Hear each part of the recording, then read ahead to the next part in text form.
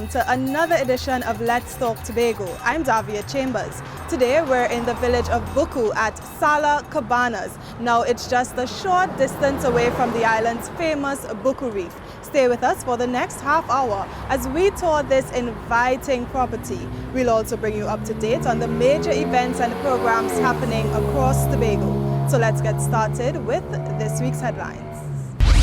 The region talks agriculture as Tobago hosts a very special conference. The Tobago Heritage Festival stalwarts are honored for their contributions to the island's culture. We hear from one record-breaking athlete who tells us how the Lalon Gordon Development Fund has helped him. And later, we have highlights from a seminar that's encouraging women to learn about the link between fibroids and pregnancy. We have all these stories and more when Let's Talk Tobago continues. Hey, are you a student with a passion for art? Yes. Then enter the 2019 Chief Secretary's Tobago Secondary Schools Art Competition. Over $30,000 in prizes are up for grabs, including $10,000 to the top school. The winning artwork will be featured on the cover of the Chief Secretary's Calendar 2020. The competition starts on September 2nd. Draw, paint, sketch, or construct your mixed media piece and submit to the Department of Information by October 16th. For more info, call 639-3421 extension 5047 or visit the THA website. The 2019 Chief Secretary's Tobago Secondary Schools Art Competition. It's your time to shine.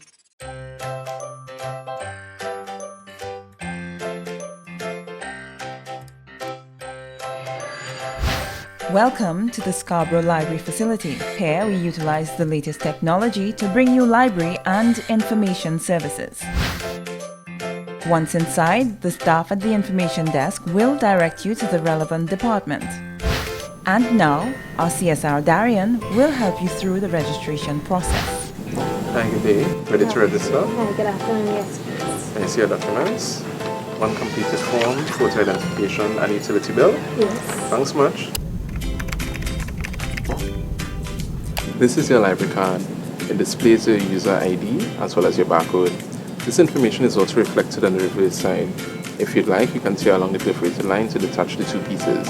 This can be kept in your keychain, the other can be kept in your wallet or your purse. But the Scarborough Library facility is so much more than just physical books.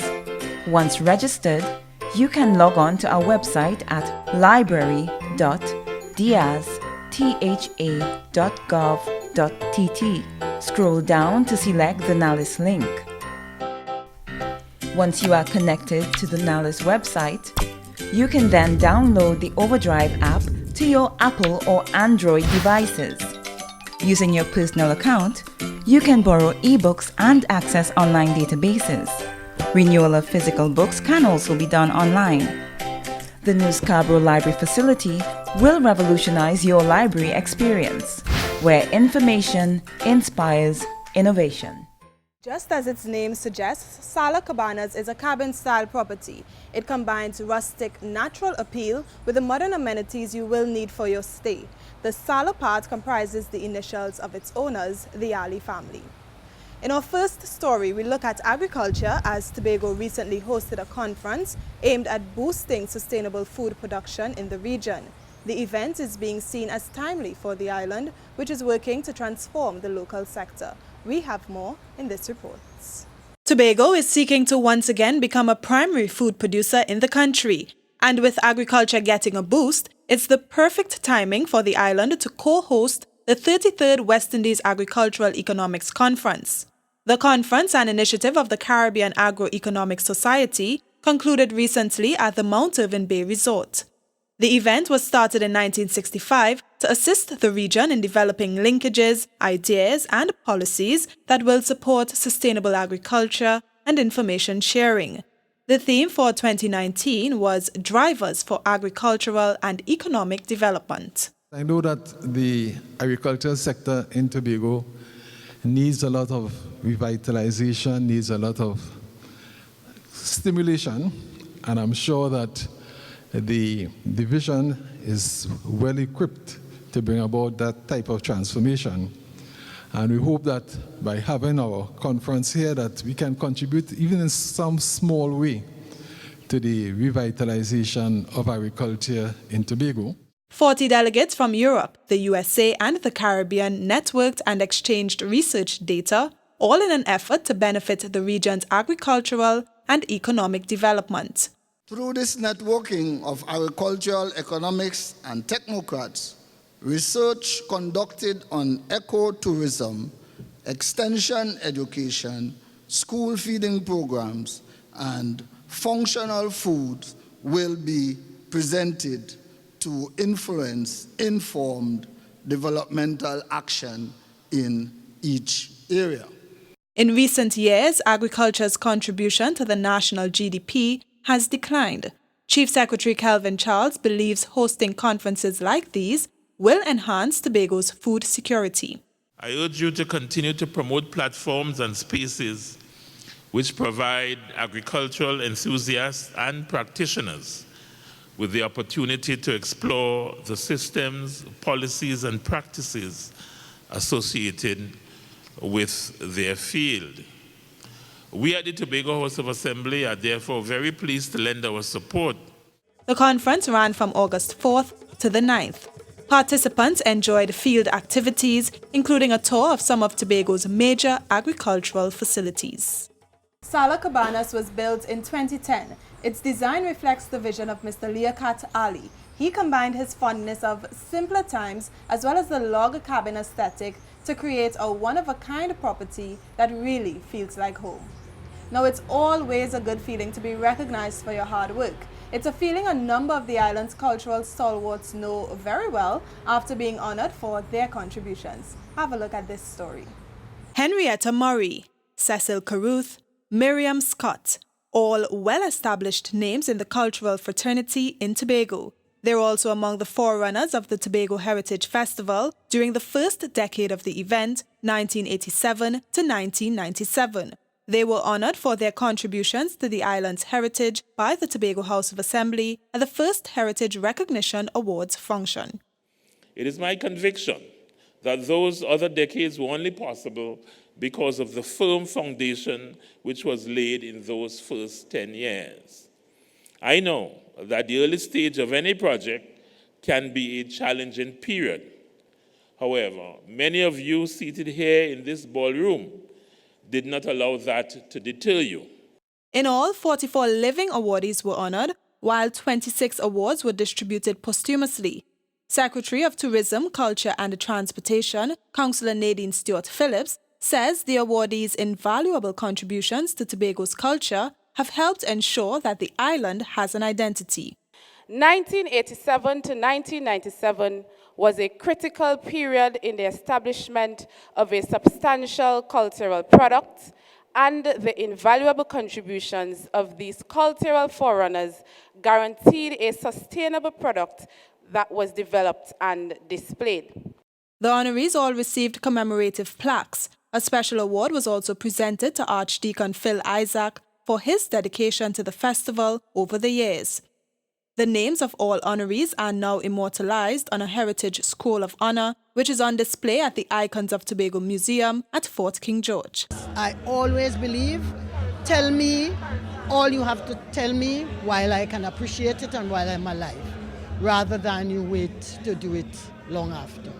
It's a very humbling experience, You feel great, knowing that they're honoring you, and it gives you an extra inspiration to go on.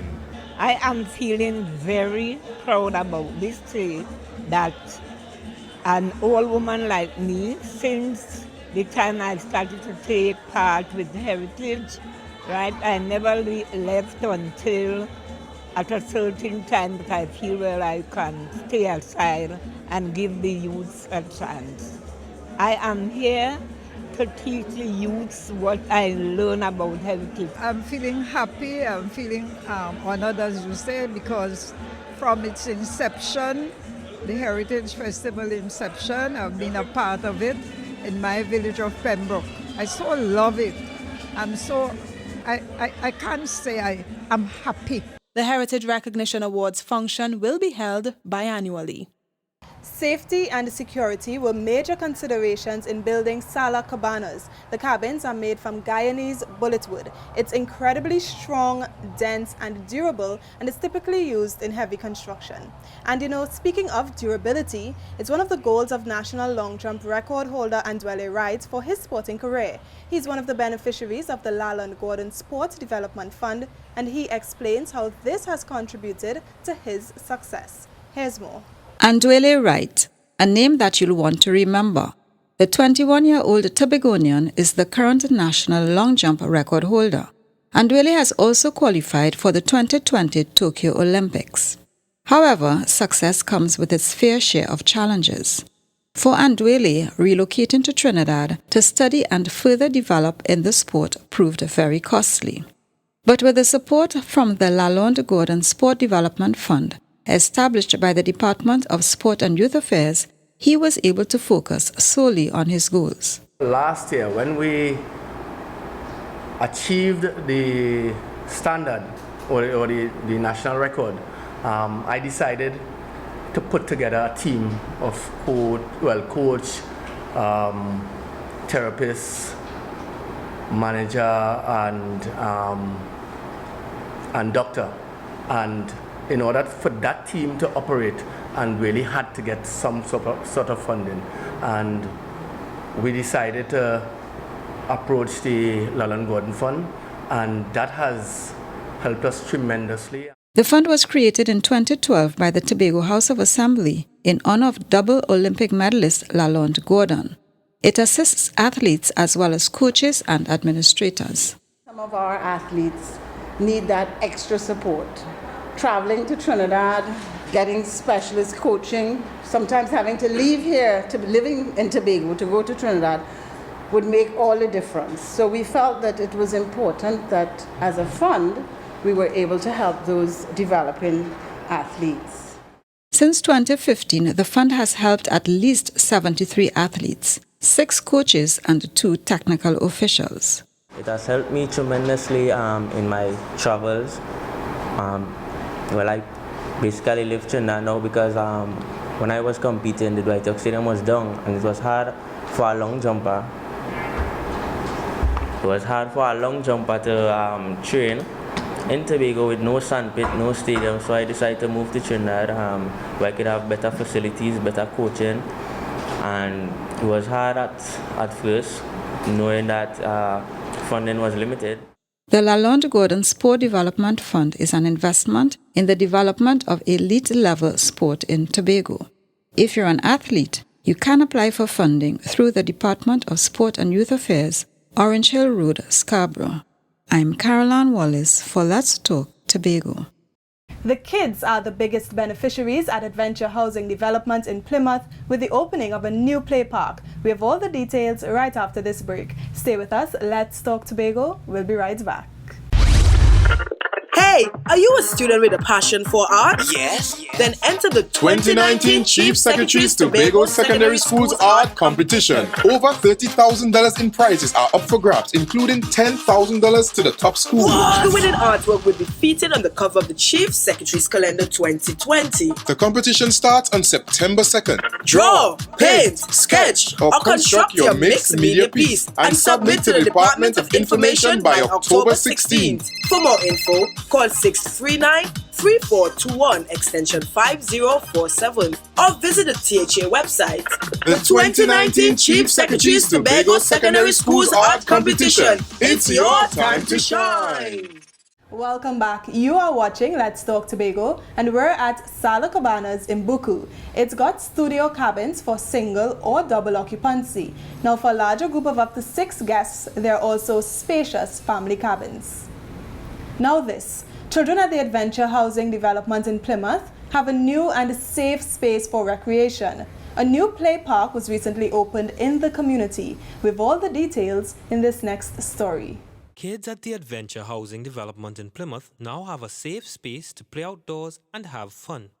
But the park goes far beyond recreational value. It's being hailed as a step toward building stronger communities. It's an important facility for residents, and after the official opening, Chief Secretary Kelvin Charles says he's pleased that the park is now available. there is a high sense of satisfaction. In fact, I'm very ecstatic because, as you know, we would have talked about, as we seek to develop Tobago, it would be community by community. And this adventure housing scheme, so what it does is that it adds to it, it ensures that the residents, particularly the children, have an area where they can come and play and so on. And you all know the importance of play to the development of young minds. This is the first community play park to be constructed in Plymouth. It took 2 months to build. The project was undertaken by the Division of Settlements, Urban Renewal and Public Utilities, thanks to the support of the Housing Development Corporation and First Citizens. I think that the community was eager for a park because it's a growing community and there are a lot of kids in the area, and to divert the kids from wrongdoing and time wasting, because the Bible says they never find work for either hands to do. So if the kids are occupied by playing, bringing some kind of camaraderie and love and play, you'll bring more synergy within the communities. The play park isn't the only facility planned for adventure residents. A preschool, one of those early childhood centers, is earmarked to go here in Adventure as well, thereby ensuring that we did not only provide housing, but it is sites and services. The Adventure Play Park was officially opened on August the 10th. I'm Kern De Freitas for Let's Talk Tobago. The entire compound at Sala Cabanas can accommodate up to 36 guests. Each cabin has a kitchenette, Wi-Fi, air conditioning, and a private balcony. And they are offering special rates for September and October. Studio cabins come at $350 TT per night, and the family cabins at $650 per night. From Buccoo, we hop over to Bethel now for a very sweet story. It's a confectionery class with a difference, hosted by the Department of Youth Affairs. You'll see more in this report. Do you know how to make bene balls? That one easy too. Sugar, no water. Wait for the pot to dry. Put in the sugar, mix until everything is smooth, right? And after adding the sesame, add in the essence, then add in the sesame and keep on mixing until it's dry. That's Vanala Rennie, a resident of Bethel, who has acquired a new skill during the July-August vacation period. She learned the art of creating local sweets at the Vacation Camp 2019. The camp is being run by the Department of Sport and Youth Affairs at the Bethel Youth Development Center. I say it will be very interesting because I am home doing nothing, and besides academic, I could learn a skill I could do with my hand, and as I say, a lot of revenue could gain from it. So I was like, I'll come down and just see what is going on, and it's very exciting so far. 20 children are learning to create delicious treats in the confectionery class, as well as other useful skills. This type of class is the first time for our summer camp. In the previous years, we did barbering, makeup. Last year, they also did manicure, pedicure, and jewelry making. We try to encourage entrepreneurship within the young persons in the village. As we know, some persons vary in different lifestyles at home, so we try to encourage them to have a skill set that they will be able to use later down in life. The vacation camp is being offered at various centres around Tobago, including Pembroke, Signal Hill, and Castara. This year, we're having a variety of activities. We have cell phone repairs, we have small appliance repairs, we have making confectionaries, baking, sewing, DJing. And the young people so far, they are enjoying it so much. In all, 60 kids are attending camp at the Bethel Youth Development Center. As always, that they will use this opportunity and further themselves, make a career out of it, make some money, because money makes the world go round. The camp ends on August 23rd. Sala Cabanas has this feel of home. You can hang out in the lounge area or keep cool in the outdoor pool. If you're in the mood to create a home-cooked masterpiece, you can also fire up the barbecue grill right behind me to prepare the ultimate vacation spread. Let's switch to health now. If you've ever asked yourself how fibroids can impact pregnancy, that very question and many more were answered at a recent seminar on the subject. We have some highlights in this story. Fibroids are more common than you think. And if you're trying to get pregnant or thinking about it, you may wonder how having these non-cancerous intrauterine growths can affect pregnancy. It's an issue NGO Fibroid Awareness Trinidad and Tobago is shining a light on through a recent seminar. Attendees learned that fibroids aren't a major danger to fertility. Depending on the size and location within the uterus, though, they can hamper fertilization. So, in terms of where the fibroids are located, I chose this diagram because it shows multiple uterine fibroids. Also, this area here is the endometrium or the cavity of the uterus, and this is where the embryo is supposed to be implanted. So, if you have a fibroid that is blocking the fallopian tubes, then it becomes very challenging or very impossible for fertilized egg to implant. Most women who have fibroids never experience any effects during pregnancy. Yet fibroids can increase in size, move around, and cause severe pains during gestation. This was the experience for new mom Luanda Balfour.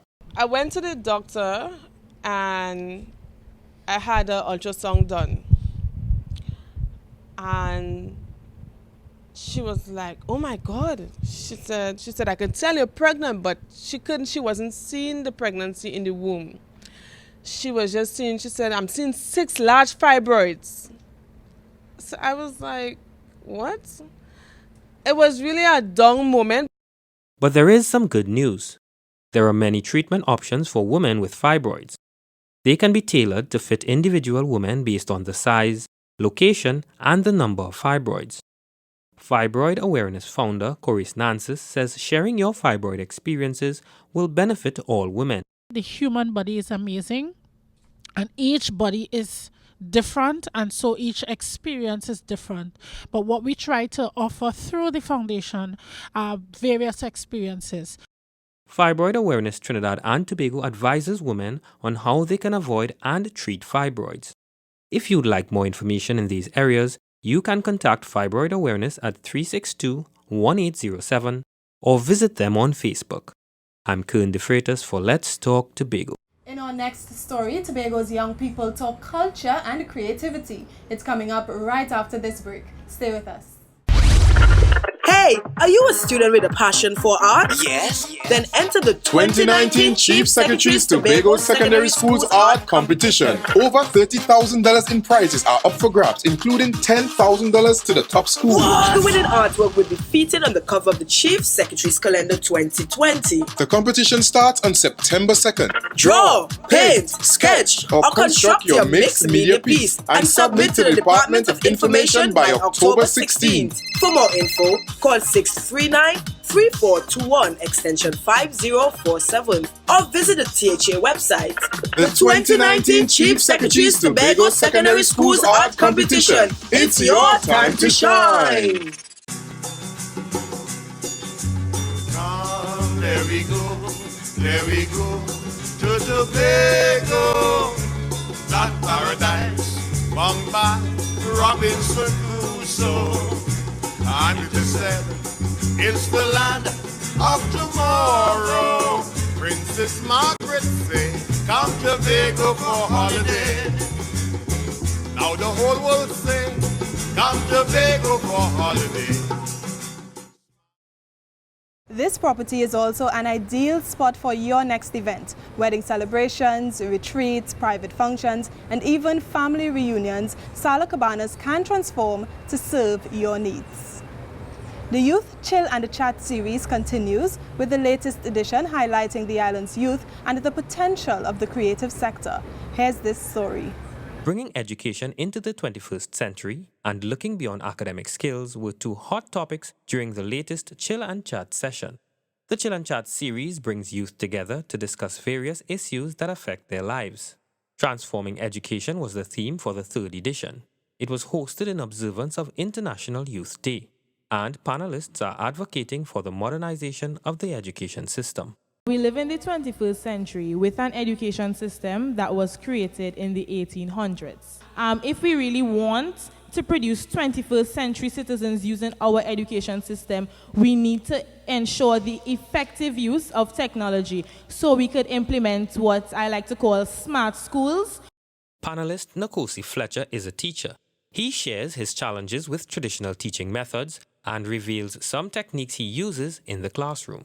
As the youngest person in the staff room at Bishop's High School, it sometimes is a challenge, dealing with traditional methods of teaching. So I try to infuse my classrooms with things that are more attractive to the young people that I would interact with. For example, in conjugation class, and I know that my colleague, Ms. Taylor, would attest to this, we create songs and very rhythmic vibrations, just like Jamois, to encourage our students to become part of the learning. Education isn't only about academics. Having a variety of skills is just as important. Vocational skills, for example, can earn you more opportunities and an extra income. Education doesn't only take place within the walls of the classroom, so I tend to educate my students on other topics outside of the classroom. For example, I have a student who is doing hair. She did my hair to come here today, and I try to motivate them not only to be academically inclined, but to be prepared for the world stage. You must be confident. You must be able to do things other than academics. The Chill and Chat series is being spearheaded by the Tobago Youth Council in collaboration with the THA's Division of Sport and Youth Affairs.